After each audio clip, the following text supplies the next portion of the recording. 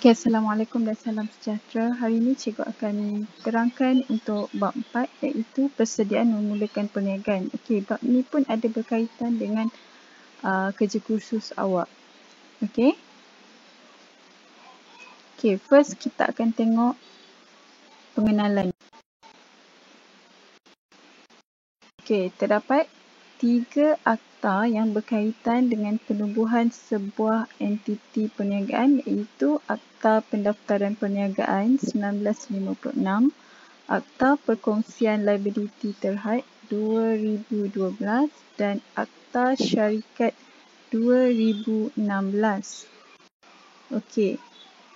Apa yang perlu awak tahu ialah Akta Pendaftaran Perniagaan ialah akta yang tertakluk di bawah APP 1956. Okey, ini perniagaan yang dua jenis perniagaan yang tertakluk di bawah akta ini ialah perniagaan milikan tunggal dan juga perniagaan perkongsian.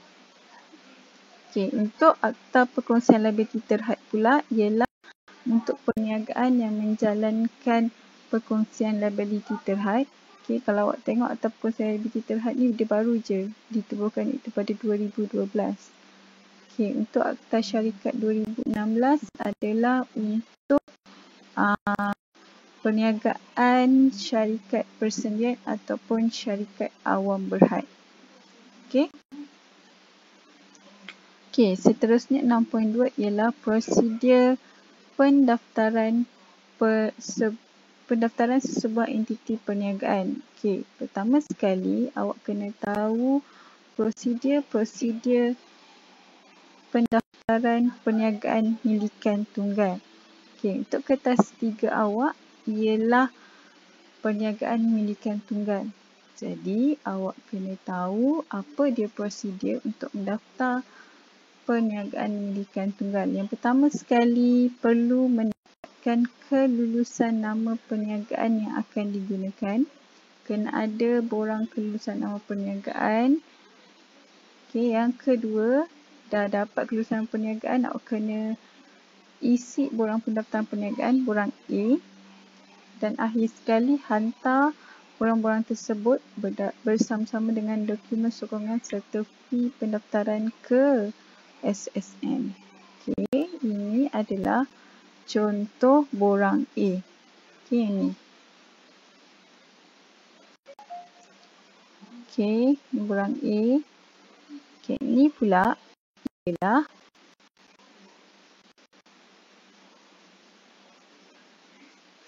prosedur pemebadanan syarikat persendirian. Okey, bilangan anggota syarikat persendirian adalah 3 biasa kurang-kurangnya seorang dan tidak melebihi 50 orang. Okey. Yang pertama sekali, prosedur untuk mendaftar ataupun pemebadanan syarikat persendirian berhad ialah sama macam tadi, permohonan carian nama syarikat. Kena ada nama perniagaan ataupun nama syarikat. Yang kedua ialah permohonan pemebadanan syarikat menggunakan borang permohonan pendaftaran sesebuah syarikat yang ada semua maklumat-maklumat yang berikut. Nama syarikat, status syarikat, jenis perniagaan, alamat pejabat pendaftaran, alamat pemegang saham, maklumat pemegang saham, maklumat saham syarikat dan maklumat penyerah simpanan borang.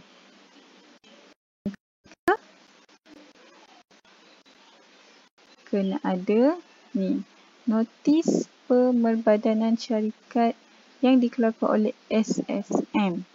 Okey, dan yang keempat ialah pelantikan setiausaha syarikat yang hendaklah dilakukan dalam tempoh 30 hari selepas pemebadanan sebuah syarikat.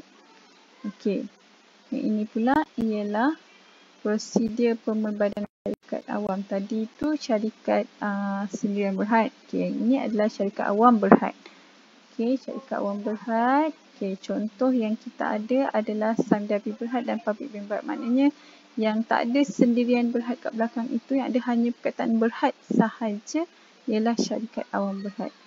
Okey, sama juga macam syarikat sendirian berhad tadi. Langkah yang pertama kena ada permohonan carian nama. Langkah yang kedua permohonan pembadanan syarikat awam. Langkah yang ketiga ialah pengeluaran notis pembadanan syarikat oleh SSM. Okey. Langkah dia lebih kurang sama je macam syarikat Sdn Bhd. Perbezaan di antara perniagaan milikan tunggal dan perkongsian, syarikat Sdn Bhd dan juga perkongsian liability terhad. Okey, ini adalah di muka surat 169 adalah jadual perbezaan antara entiti perniagaan. Okey, so boleh buka buku teks dan baca. Benda ni dah diterangkan daripada bermula dari tingkatan 4 lagi. Ini sekadar ulang kaji. Okey, 6.3 ialah tanggungjawab yang perlu dipatuhi.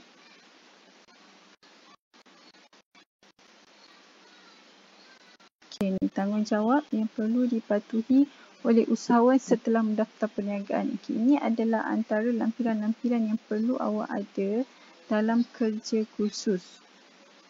Okey, yang pertama sekali awak kena ada ni borang D ni. Okey, borang D ialah perakuan pendaftaran akta pendaftaran perniagaan dan juga ni lesen perniagaan. Okey, sebab kedua-dua ini adalah sangat penting untuk menjalankan perniagaan di Malaysia. Okey, pastikan awak mempamerkan papan tanda perniagaan mengikut spesifikasi yang ditetapkan oleh pihak berkuasa tempatan. Yang ketiga, nama dan nombor pendaftaran perniagaan mestilah tertera pada dokumen rasmi perniagaan seperti resit, invoice dan nota serahan. Yang keempat, memperbaharui sijil perakuan pendaftaran perniagaan. Yang kelima, mendaftarkan perubahan maklumat perniagaan dalam masa 30 hari dari tarikh perubahan. Dan yang keenam, menamatkan pendaftaran perniagaan dalam tempoh 30 hari dari penamatan perniagaan. Penamatan perniagaan ini boleh berlaku atas sebab-sebab sama ada awak berhenti berniaga, bankrupt, kematian salah seorang daripada rakan kongsi ataupun kematian pemilik perniagaan ataupun dengan perintah mahkamah. Okey.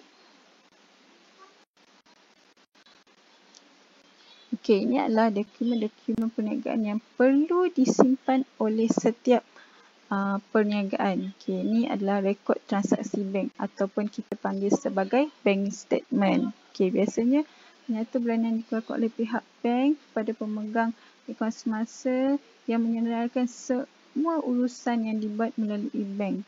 Okey, yang kedua kita kena ada juga rekod jualan. Okey, rekod jualan ni penting sebab dia mengandungi catatan aktiviti jualan yang kita lakukan. Okay, contoh ialah kita punya bil tunai, resit, invoice dan juga slip daftar tunai. Kemudian kita punya rekod pembelian. Okay, apa-apa belian bahan mentah dan sebagainya kita kena simpan. Okay. Kemudian kita kena ada juga rekod kos operasi seperti seperti bil elektrik, okay, bil-bil insurans, pembayaran gaji pekerja dan sebagainya. Kita juga kena ada rekod ambilan dan juga rekod kemasukan modal. Kalau tak, awak tak tahu berapa modal yang dimasukkan dan juga berapa ambilan yang awak ambil. Sebab walaupun awak adalah pemilik perniagaan, awak tak boleh sebarang ambil duit perniagaan.